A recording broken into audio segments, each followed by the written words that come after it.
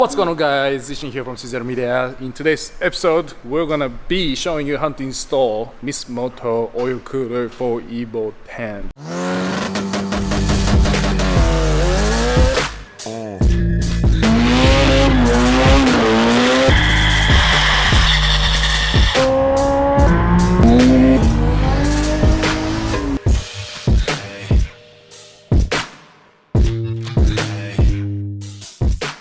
I'm actually in the shop filming this episode today because this was a perfect opportunity for me to do a oil cooler installation while the car's engine is coming out. The reason why I'm doing oil cooler is because the previous engine had rod knocking issues, and whenever you have an engine that has some problems in the past, you want to always remove and replace your oil cooler, because otherwise you might have some metal debris trapped in the oil cooler and some metal shavings. You don't want that circulating back into the engine again, right? So if you're doing a rebuild of the engine, make sure to replace your oil cooler. Oil cooler kit I'm going with today is created by Mishimoto, purchased from CZeroMedia.com, of course, coupon code YouTube. It's got upper oil cooler and lower oil cooler, so it's gonna be offering massive amounts of cooling. For my build, because it's going to be more of a DD stock-ish Evo rebuild, this oil cooler, to be honest, is a little bit of an overkill,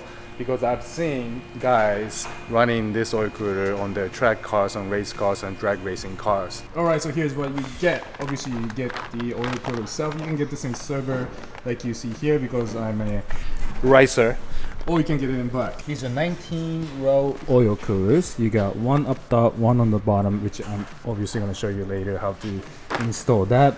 Got multiple nuts and bolts because this kit needs to be assembled before it goes on the car. So you got the mounting brackets, and then you got these fancy, nice looking AN lines. So I'm going to go ahead and take everything apart right now and get to assembly. And also it comes with the Mishimoto Penguin air freshener.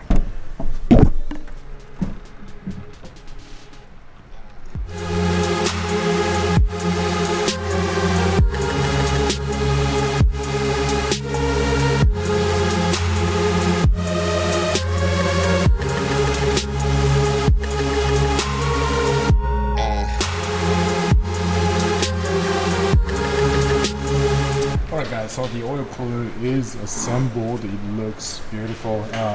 Quite easy to assemble, honestly. You just got a bunch of 10mm bolts. I got this AN line connecting the top oil cooler with the bottom here, and then the top is going to the car as well as the bottom here. So these are the ins and outs. So now I'm gonna go back to the car and show you how the stock one is mounted, how to remove it, and how to mount this. Alright, so while they were getting the subframe out, I'm over here with an oil cooler, the easy stuff. Here is the stock oil cooler here. It's got the bracket. That's all gonna be deleted anyway, so I'm just gonna go ahead and remove this oil cooler by undoing this bolt on the side and this bolt going into the car.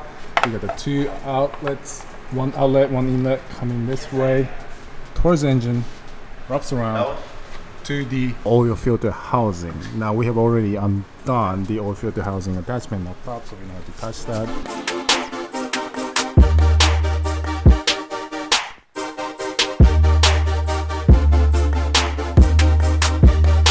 Yeah, so here's the stock oil cooler of the car.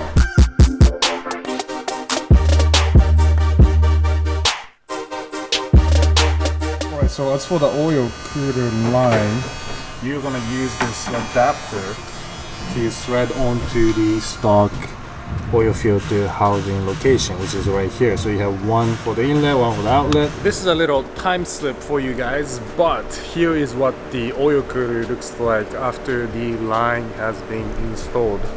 Here's what it looks like on the car. And one thing I do want to mention, which I didn't know until Stan mentioned it to me, is that when you reinstall the bumper, you are gonna have to trim up this piece right here, because the new oil cooler is so large that it would interfere with the inside of the bumper right here.